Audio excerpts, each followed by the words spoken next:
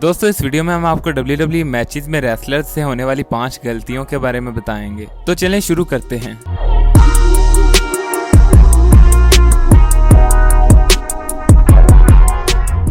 अस्सलाम वालेकुम दोस्तों, मैं हूं मोहम्मद उस्मान और आप देख रहे हैं सोशल उर्दू टीवी।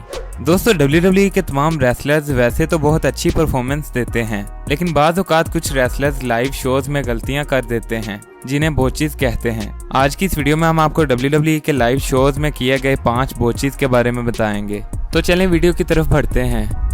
नंबर 5 दोस्तों, एलिस्टर ब्लैक का फिनिशिंग मूव ब्लैक मैश एक बहुत फेमस मूव है और एलिस्टर ब्लैक इसे बहुत अच्छे तरीके से हिट करते हैं। मगर जब NXT टेकओवर पर लार्स सुलेवन के साथ इनका मैच था तो उस मैच के दौरान एलिस्टर ब्लैक सुलेवन को ब्लैक मैश इतनी सफाई से हिट नहीं कर सके और इनकी किक बहुत दूर से गुजर गई, लेकिन इसके बावजूद सुलेवन नीचे गिर गए।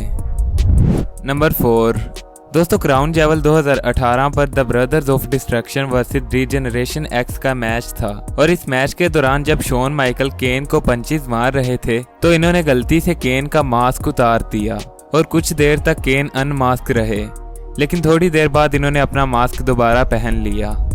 नंबर 3 दोस्तों, ये बात है मार्च 2020 की, जब रॉ की एक एपिसोड में Kevin Owens and Street Profits versus Angel Garza, Austin Theory and Seth Rollins का मैच था।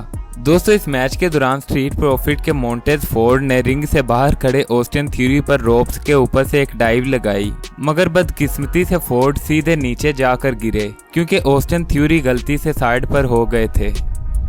नंबर 2 दोस्तों, ग्रेटेस्ट रॉयल रंबल 2018 पर जिंदर महाल और जेफ हार्डी का US चैंपियनशिप के लिए मैच था और इस मैच के दौरान जेफ हार्डी ने टॉप रोप से जिंदर महाल को एक move whisper in the wind लगाया जो कि पूरी तरह मिस हो गया, मगर जब जिंदर महाल ने ये देखा तो वो खुद ही नीचे गिर गए।